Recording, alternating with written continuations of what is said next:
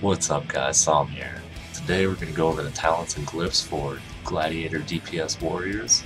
I'm going to be going through them kind of quick, so if you want the full breakdown, there's a text version on the website somsucks.com. Just go to the Gladiator guide section, click on talents and glyphs, have at it. So let's get into this. Tier 1, charge tier, Juggernaut, Double Time, Warbringer. I usually roll with Juggernaut. It's just a simple basic talent. I like it. It works. Yes, please. Double Time. It's gonna have its uses here and there. Obviously, you need to charge 2 times within 20 seconds or within 12 seconds. Yeah, go with that. Absolutely. If you can avoid damage, why not? You're not gonna gain any more rage with either with Double Time than you would with Juggernaut, or vice versa. Warbringer. It might have its uses in a raid, but you know who knows. There's no telling. Second tier, healing tier, Rage Regen, Second Wind, and Impending Victory. I usually roll with Impending Victory just because it's consistent and it gives 5% more healing than any of the other talents for healing. There's 5% more burst healing. It might not seem like a lot, but that 5% can save your ass sometimes. Rage Regen, it'll have its uses here and there. If there's, say, a raid-wide damage that goes out, it's just a big burst of damage and then you're kind of left alone for a second. You know, you can pop that in Rage Regen, get 30% healing as opposed to 15% healing, and you know, of course you're going to do that. But keep in mind, it has twice the cooldown of Impending Victory. Second Wind, just...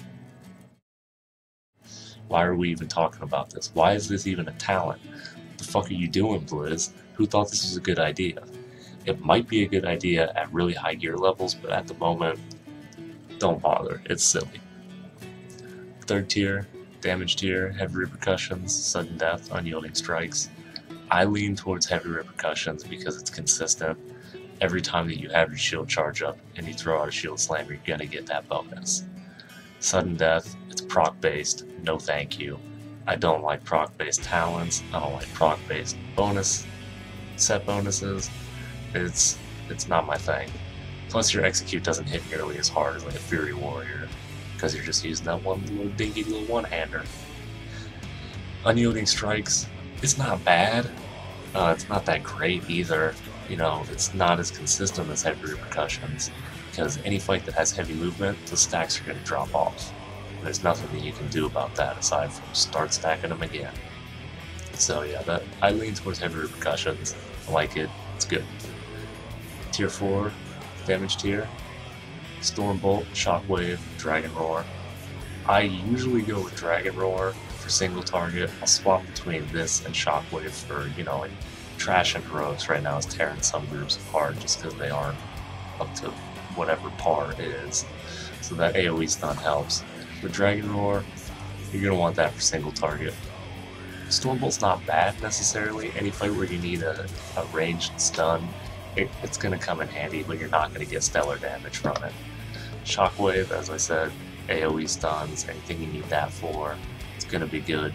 Damage isn't going to be tremendous, but hey, it's not going to do any damage if you're dead, so stuns can help. Tier 5, defensive cooldown, sort of. Mass Spell Reflect, Safeguard, Vigilance. I've mainly been going with Mass Spell Reflect and Vigilance in dungeons right now. Spell Reflect helps a lot. There's a lot of Frostbolt volley spells in dungeons that you can just throw Mass Spell Reflect and they all pop back on the caster. It's all good. Safeguard, it's gonna work, kind of.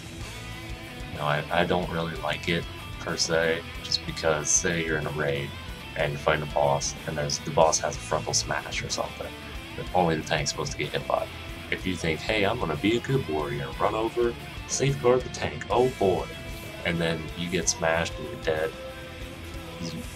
why did you do that? You could have just taken Vigilance and casted that on the tank.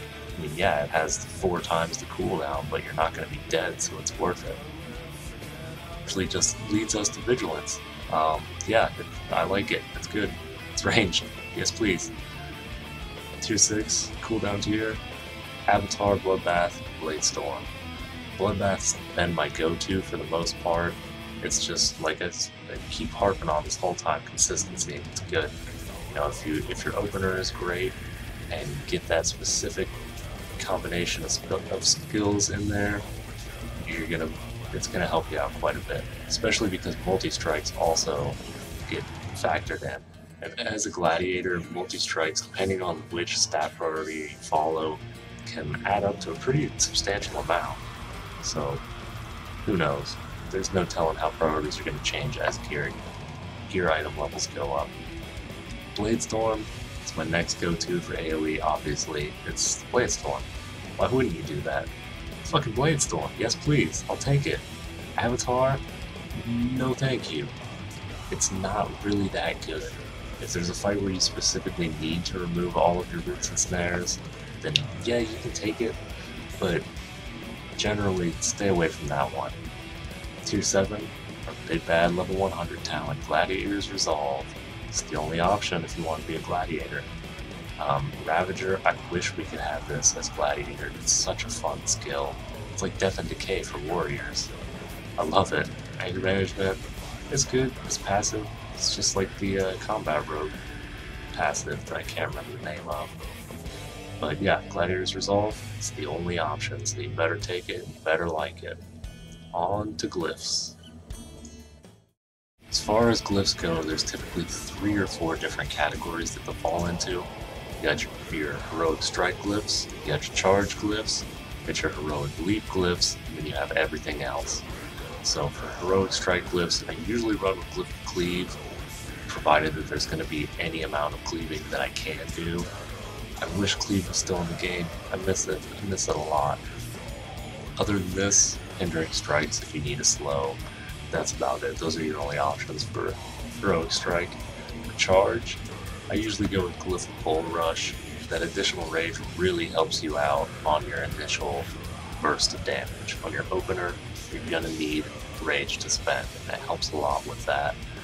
The other options are Long Charge, if you need it, if you absolutely have to just get a little bit further with your charge to avoid death or to deal extra damage or something. That's, you know, it helps. The other option is Glyph of Blitz. I wouldn't really fuck with it. I don't really see it being that useful unless there's an extremely specific raid mechanic where it requires it, but who knows? Blizzard likes to throw in shit like that. The Heroic Strike, or the Heroic Leap Glyphs, Death from Above, it's good only if you're using Heroic Leap for damage. If you're using it, changing it from a mobility spell into a damage spell, use that. If you're going to use it frequently for that AoE, it helps. Other option is around here somewhere, Glyph of Heroic Leap, which I haven't even learned yet. Movement speed 70% at 3 seconds after using Heroic Leap. It's good for mobility. If you gotta move somewhere fast, toss it in there, why not? But for my third major glyph, what I usually run with is Glyph Unending Rage, just because I like to be that guy whose damage all of a sudden sucks. The pull right before a boss, because I'm just pulling up rage, just saving it and waiting. Other than this, there's a couple of different glyphs that can help you in any given situation. Rage Speed, that's just utility for movement. Root Interruption, any fight where you're going to be on the actual interrupt rotation, if there's a consistent interrupt that you have to get every single time, it's obviously net DPS increase. It's good news. Shield Slam, if there's any sort of magical effect that you can dispel on a boss, who knows if there will be. I guess I could look through the dungeon journal, but I'm very lazy. This will help out. Shield Wall, that's just survivability if you don't have to use it twice in 5 minutes. Other than that, you're going to want to toss that one out. It's situational at best. Let's see. Locking Banner, this is kind of an interesting one. It's extremely situational. Basically, throw down your Mocking Banner, and instead of it making mobs attack you, they attack whichever tank specialization player you had targeted when you threw it down. So you're going to want to macro the shit out of that one if you're going to use it. I would stay away from it. It seems like more trouble than it's worth unless you really, really require it. Anyway, on the minor glyphs, these are the important ones. Because come on, if you're going to play a warrior, make it look good. Why wouldn't you? Blazing Trail? Get some fire on your charge? Hell yeah. Yes, please.